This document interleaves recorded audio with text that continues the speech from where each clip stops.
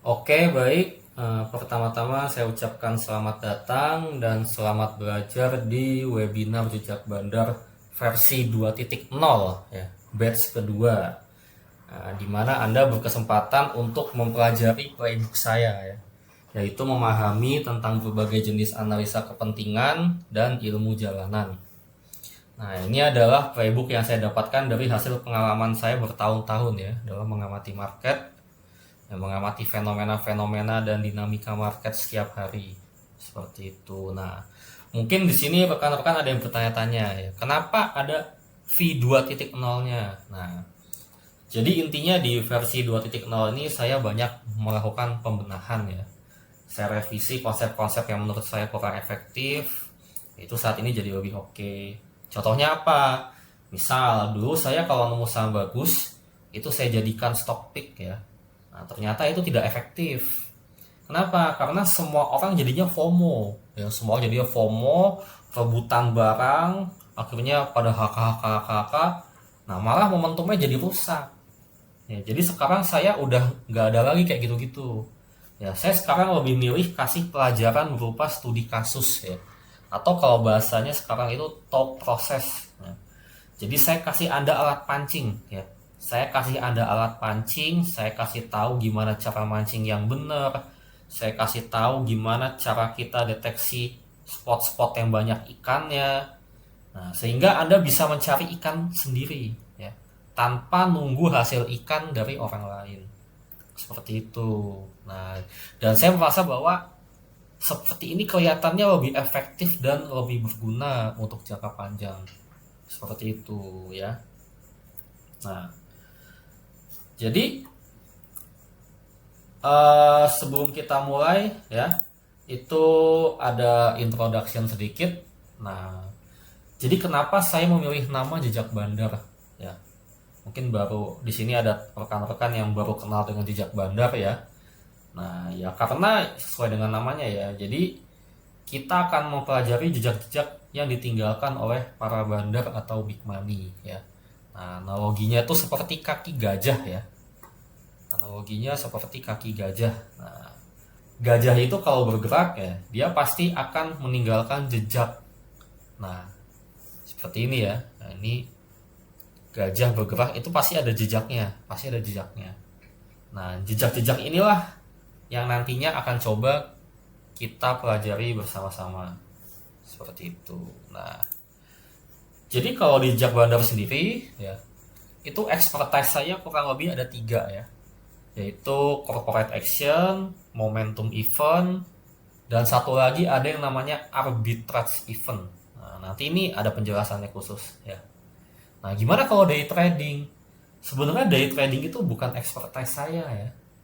Nah, saya sendiri juga melakukan day trading ya. Jadi meskipun bukan expertise saya ya, tapi saya sendiri juga melakukan day trading sebenarnya.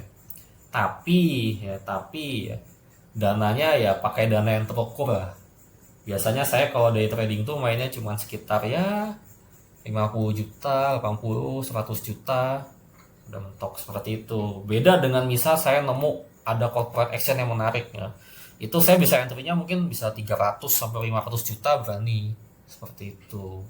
Jadi size entry itu tergantung dari ya kita jago di bagian apa. Nah, kalau misalnya Anda pinginnya belajar day trading ya, maka silakan Anda cari mentor lain yang memang jago day trading. Ya, jadi jangan belajar ke jejak bandar kalau mau belajar day trading.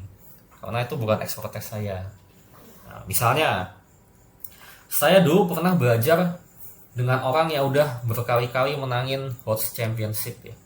Jadi orangnya tuh ya sering menang turnamen ya, turnamen trading. Nah, waktu itu orangnya tuh buka kelas kripto. Saya ikut. Nah, tapi saya tuh nggak pernah beli kripto-kripto yang dia call ya. Nggak pernah. Dia call koin A, koin B, koin C. Itu saya nggak pernah beli. Ya. Saya tuh ikut kelas itu karena saya cuma pingin tahu dia tuh kalau trade itu metodenya apa sih. Ya. Jadi dia kalau misalnya milih koin A misalnya. Itu saya pelajari. Ya. Apa yang dia lihat. Ya, gimana cara entry dia. Nah, lama-lama saya tuh paham. Ternyata orang ini mainnya misal breakout trading gitu. Nah, dia mainnya cari lapak-lapak yang rame. yang lagi hype, yang uptrend. Nah, harga sudah tinggi tuh nggak apa-apa, karena masih bisa naik lebih tinggi lagi ya. Jadi kalau di saham tuh memang kayak gitu ya. Apa yang sudah tinggi bisa lebih tinggi lagi, dan apa yang sudah rendah itu bisa lebih rendah lagi. Nah, gitu ya. Jadi setiap orang itu bebas untuk belajar pada siapapun ya. Saya welcome dengan semua orang yang mau belajar di Jejak Bandar. Saya sendiri pun juga pernah belajar ke orang lain ya. Kenapa ya? Karena masing-masing kita kan punya skill set dan expertise yang berbeda-beda ya. Misal, saya orang jago matematika, pingin belajar piano, boleh nggak? Boleh ya, boleh-boleh aja ya. Jadi rekan-rekan semua, jangan anggap saya sebagai guru saham ya. Jangan anggap saya sebagai guru saham. Saya tidak pernah sama sekali menganggap diri saya sebagai seorang guru ya. Saya ini cuma orang yang kebetulan ya, kebetulan tahu banyak hal ya tentang berbagai dinamika yang terjadi di market ya. Kenapa? Karena saya orang itu seneng riset.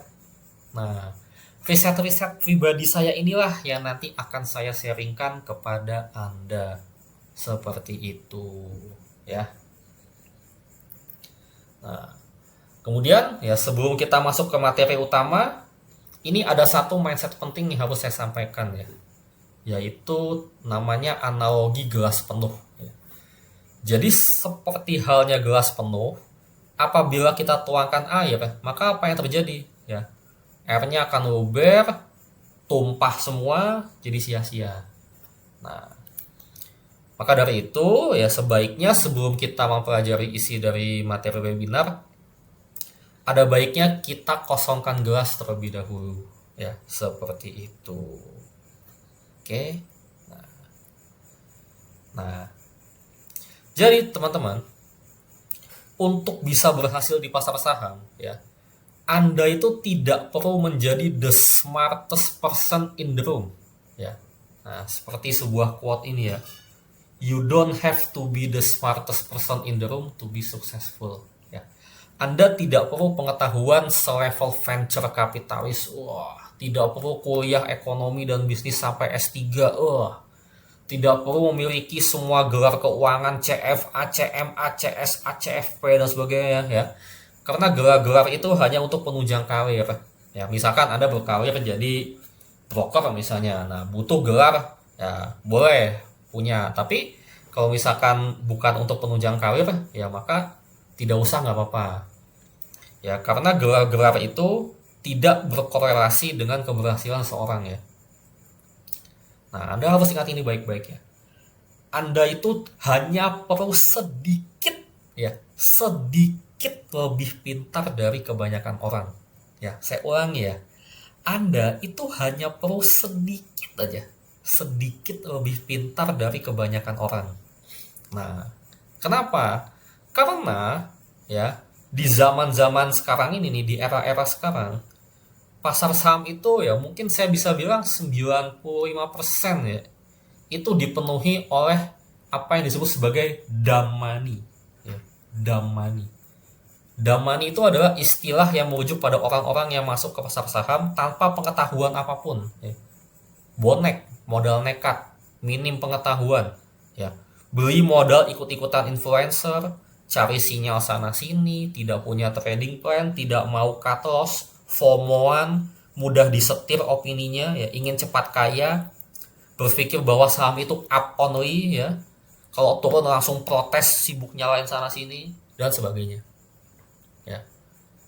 Seperti itu. Nah, jadi kalau Anda mau sukses di pasar saham ya jangan menjadi damani ini, bagian dari damani ya. Ya, ingat ya, Anda hanya perlu sedikit lebih pintar dari kebanyakan orang. Seperti itu.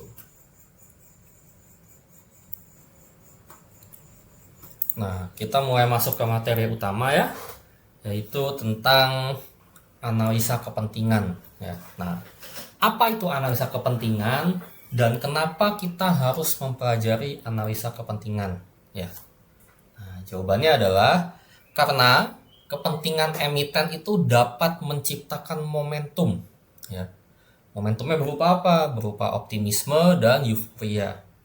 ya. Nah, momentum itulah yang nantinya akan kita manfaatkan seperti itu ya. Jadi kepentingan emiten itu menciptakan momentum ya. Nah, momentum itu yang dapat membuat harga saham bergerak. Karena apa? Karena ada optimisme dan euforia di sana ya. Paham ya? Nah, kepentingan itu bisa berupa macam-macam ya. Banyak orang bilang, oh emiten ini tuh punya kepentingan, emiten A, kepentingannya nanti begini-begini-begini atau apa-apa-apa. Nah, itu kebanyakan, percayalah ya teman-teman. Orang-orang yang ngomong kayak begitu, mungkin sebenarnya dia sendiri nggak tahu kepentingan tuh apa sih. Ya. Nah, jadi kalau di jejak bandar, ya saya mengkategorikan kepentingan itu menjadi 3 jenis ya. Yang pertama itu adalah kepentingan pertama dan yang paling umum itu tentang duit, ya, tentang duit, ya. Nah, Anda pikir konglo-konglo itu angkat saham untuk masuk ke MSCI, FTSE itu buat apa itu ujungnya? Untuk duit, ya. Mereka tuh semua orang tuh sebenarnya pingin cari exit liquidity ya. Nah, cuman ya, kalau kita lihat bandar-bandar lokal yang jahat-jahat dia exit liquidity-nya retail. Tapi kalau konglo-konglo mereka itu cari exit liquidity-nya ke asing ya, global fund, pension fund seperti itu.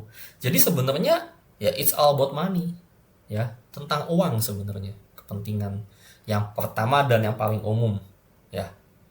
Nah, terus yang kedua itu adalah kepentingan tentang kekuasaan atau pengaruh ya, tentang kekuasaan atau pengaruh. Misalnya ada emiten A, dia ingin menguasai supply perdagangan ya, dia ingin menguasai supply, dia ingin jadi leader lah di sektor tersebut. Nah, apa yang dia lakukan? Maka dia akan mengakuisisi kompetitornya. Nah, seperti itu. Jadi dia perluas skala ya, akuisisi sana sini. Itu termasuk kepentingan tentang kekuasaan atau pengaruh ya. Bukan pengen uang itu orang-orang yang seperti itu ya. Nah, terus yang ketiga itu adalah tindak penyelamatan atau survival skenario. Nah, ini juga bagian dari kepentingan ya. Jadi kepentingan untuk penyelamatan ya, atau survival skenario. Nah, pada umumnya bentuk kepentingan tuh yang banyak di bursa seperti ini nih. Biasanya nih ada emiten ABCD lah. Dia dapat proyek triliunan. Ya, tapi kasnya cuma puluhan miliar. Ya, dia nggak ada duitnya, tapi punya proyek triliunan, tapi duitnya nggak ada. Nah, itu kan ibaratnya seperti Yusuf Mansur gebrak meja ya. Wah, dari mana duitnya? Nah, kalau Anda menemukan kasus-kasus seperti ini menarik, ya. Kenapa? Karena di sini akan tercipta sebuah momentum, ya. Akan tercipta sebuah momentum. Nah, analisa kepentingan sendiri itu sangat erat kaitannya dengan corporate action, ya. Kenapa? Karena kepentingan-kepentingan yang ada di bursa itu seringkali tercermin lewat corporate action yang akan dilakukan oleh emiten. Seperti itu ya. Emiten mau uang, ya butuh duit untuk proyek triliunan. Dia akan tercermin lewat corporate action nanti. Emiten akan melakukan corporate action. Ya, contohnya apa? Misalnya right issue atau private placement ya. Atau dia akan bagi saham bonus. Nah, ini lagi populer nih. Ya, saham bonusnya lagi populer. Atau dia bagi saham bonus. Atau dia akan stock split. Nah, kenapa dia perlu stock split? Supaya partisipasi retail meningkat. Ya, jadi hitung-hitung ya bantu-bantu angkat saham lah. Seperti itu. Kalau sahamnya tinggi nanti bisa masuk MSCI, dapat duit ya. Nah, seperti itu ya. Jadi analisa kepentingan itu sangat erat kaitannya dengan corporate action. Ya, jadi nanti kita akan pelajari dua hal ya.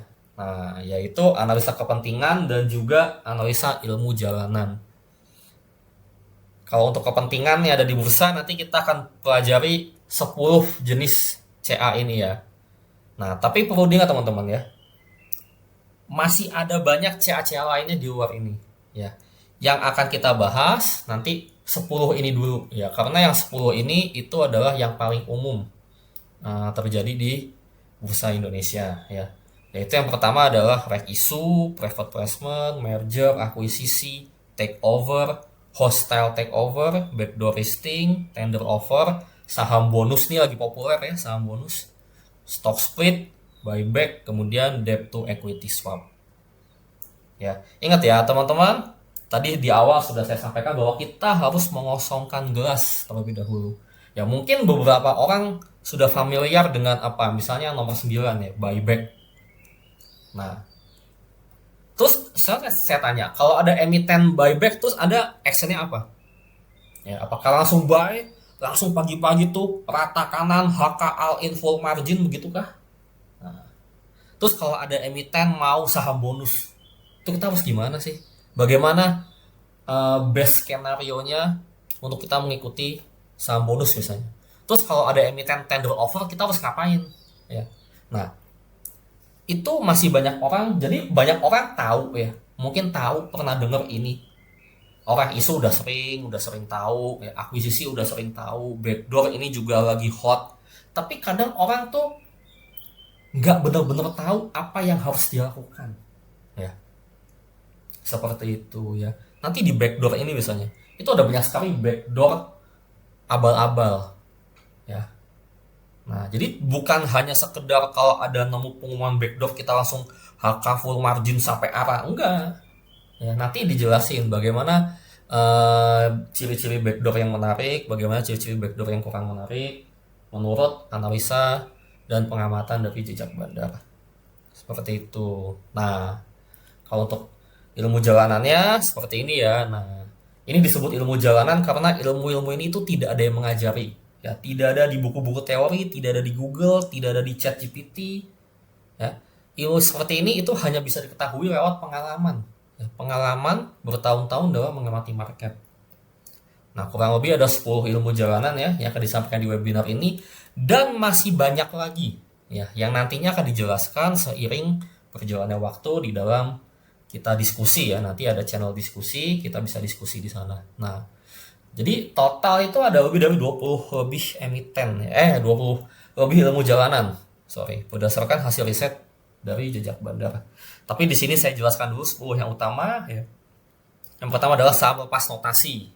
Nah, ini adalah sebuah keilmuan yang mengubah hidup saya ya, saham lepas notasi. Ya, life changing moment saya ada di saham lepas notasi. Kemudian yang kedua itu tentang scriptless conversion, itu sudah pernah saya bocorkan ya materinya di grup umum. Nah, tapi nanti kita akan coba lihat lebih detail. Kemudian bid over FCA. Ya, bid over FCA. Emang bisa bid over FCA? Kan FCA gelap, nggak ada bid overnya. Oh, bisa bos. Ya, FCA itu ada bid overnya, bisa dibaca. Ya. Terus yang keempat supply demand FCA. Ntar dijelasin. Terus yang kelima konsep arbitrage ya, yang tadi di awal ya salah satu expertise saya. Terus yang keenam adalah repeated pump and dumps ya, atau pump and dump yang berulang. Nah, jadi Anda ya, banyak orang menganggap pump and dump itu sebagai sesuatu yang negatif. Wah, ini orang main pump and dump bahaya ya. Padahal ya semua saham itu naik. Sorry, saya revisi. Bukan semua saham.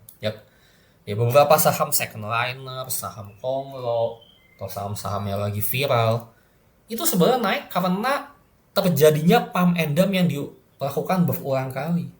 Ya, jangan Anda pikir ada orang bandar atau market maker tertentu yang menaikkan saham itu secara konsisten, tidak. Ya. Jadi ada yang namanya repeated pump and dump. Nanti kita akan sama-sama pelajari ini ya. Terus yang ketujuh ya. Ini adalah bagaimana cara kita ya memanfaatkan atau mengutilize data NFB sesi 1. Ya, NFB itu apa? NFB itu adalah net foreign buy ya. Nah, ntar kita akan bahas dengan detail. Nah, terus yang kedelapan itu adalah tentang broker proxy emiten. Nah, ini kenapa saya masukkan di sini? Karena saya sering lihat di sosial media ya. Itu ada orang nge-share broker proxy emiten salah, bos. Ya, salah. Masa AK broker proxy emiten? Tidak. Ya, AK itu bukan broker proxy emiten. AK itu disebutnya algo foreign. Ya, seperti itu. Nah, nanti akan saya jelaskan lebih detail ya, apa-apa saja broker proxy emiten tuh. Terus yang ke-9 adalah front runner. Ya. Nah, Anda percaya nggak bahwa front runner itu ada dan nyata ya di bursa kita? Ada orang-orang tertentu ya yang entah gimana caranya dia tuh bisa tahu informasi sebelum informasi itu keluar di keterbukaan informasi di IDX ya. Bisa. Nah, nanti akan saya kasih tahu ya siapa itu front runner yang ada di bursa. Ya, ada dua. Dulu di webinar sebelumnya cuma satu saya nemu. Sekarang saya nemu ada dua. Nah, seperti itu. Dan yang ke-10 adalah tentang ya transaksi besar di pasar nego ya atau huge negotiation. Nah, ini juga banyak orang bingung ya. Misalkan ada pasar nego transaksi sekian, terus tanya ke saya, "Pak, ini indikasinya apa?" Tuh. Nanti akan saya kasih tahu apakah ini bagus, jelek, biasa aja atau gimana ya. Dan beserta dengan contoh-contohnya ya. Seperti itu ya. Oke. Jadi untuk analisa yang pertama yang akan kita jelaskan di materi ini adalah tentang ilmu jalanan dulu ya. Seperti tadi saya bilang bahwa kalau kita langsung ke analisa kepentingan meledak nanti otak udah keburu panas ya. Jadi kita ke street research analysis dulu atau ilmu jalanan. Nah, ya jadi untuk introduction cukup segini aja. Bagi rekan-rekan yang pingin ya belajar dan memahami playbook jejak bandar ini dengan lebih dalam, ya bisa ikut webinar jejak bandar yang mana saya hanya akan adakan 2 kali saja ya setiap tahun, cuma 2 kali ya, cuma 2 kali. Kalau ada kelewatan momen ini ya maka sampai jumpa di bulan Oktober mungkin atau November atau kapan, saya nggak tahu lagi kapan akan buka. Pokoknya saya cuma mau buka 2 kali doang setiap tahun ya, seperti itu. Oke, sekian, terima kasih.